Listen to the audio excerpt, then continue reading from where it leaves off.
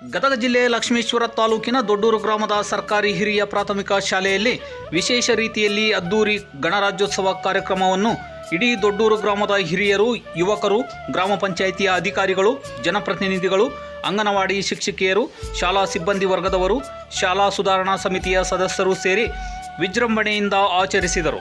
76ನೇ ವರ್ಷದ ಗಣರಾಜ್ಯೋತ್ಸವ ದೊಡ್ಡೂರು ಗ್ರಾಮದ ಶಾಲೆಗೆ ಹೊಸ ಮೆರುಗನ್ನು ತಂದಿತು. ಇಡೀ ಗ್ರಾಮದಲ್ಲಿ ಹಬ್ಬದ ವಾತಾವರಣ ಸೃಷ್ಟಿಯಾಗಿತ್ತು.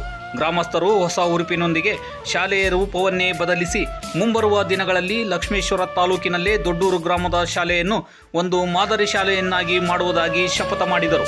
ವರದಿ Nagaraj Lamani, news bureau, N+ news. ಹಾಗಾದ್ರೆ ಬೇರೆ ತಲೆ ಹೋಗ್ತಾವಂದ್ರೆ ನಮ್ಮೂರಾಗ ಶಾಲೆ ಇಟ್ಕೊಂಡು ನಮ್ಮೂರಾಗ ಶಾಲೆ ಐತಿ, ಈ ಶಾಲೆಯನ್ನ ಬಿಟ್ಟು ಬೇರೆ ಶಾಲೆಗೆ ಹೋಗ್ತಾವಂತಂದ್ರೆ ಏನಾದ್ರೂ ಇಲ್ಲ ತೊಂದರೆಗಳು ಇರ್ಬೇಕಲ್ಲ ಅಂತ. ಹಾಗಾದ್ರೆ ಶಾಲೆಗಳಿಗೆ ತೊಂದರೆ ಏನಿದೆ ನಾವೆಲ್ಲರೂ ವಿಚಾರ ಮಾಡಿದ್ದೀವ. ಒಂದ್ ಸ್ವಲ್ಪ ವಿಚಾರ ಮಾಡಿ. ನಾವೆಲ್ಲ ಶಿಕ್ಷಕರು, ಇಲ್ಲಿ ಶಿಕ್ಷಕರು ವಿಚಾರ ಮಾಡ್ತಕ್ಕಂಥದ್ದು. ಆಮೇಲೆ ಈಗ ಊರಿನ ಎಲ್ಲ ಹಿರಿಯರು, ಗಣ್ಯಮಾನ್ಯರು ವಿಚಾರ ಮಾಡಬೇಕು. ನಮ್ಮೂರಾಗಿರೋದು ಒಂದೇ ಶಾಲೆ. ಆ ಶಾಲೆಯ ಅಭಿವೃದ್ಧಿಗಾಗಿ ನಾವೇನು ಮಾಡೀವಿ?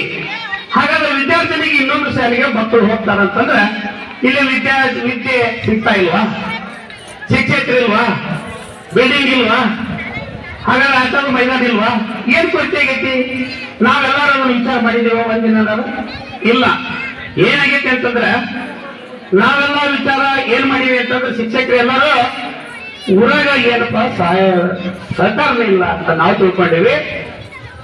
ಮಾಸ್ತರ್ ಏನು ಸರಿಯಾಗಿ ಕಲ್ಸಂಗಿಲ್ಲ, ಸರಿಯಾಗಿ ಬರಲ್ಲ ಅಂತ ನೀವು ತಿಳ್ಕೊಂಡ್ರಿ.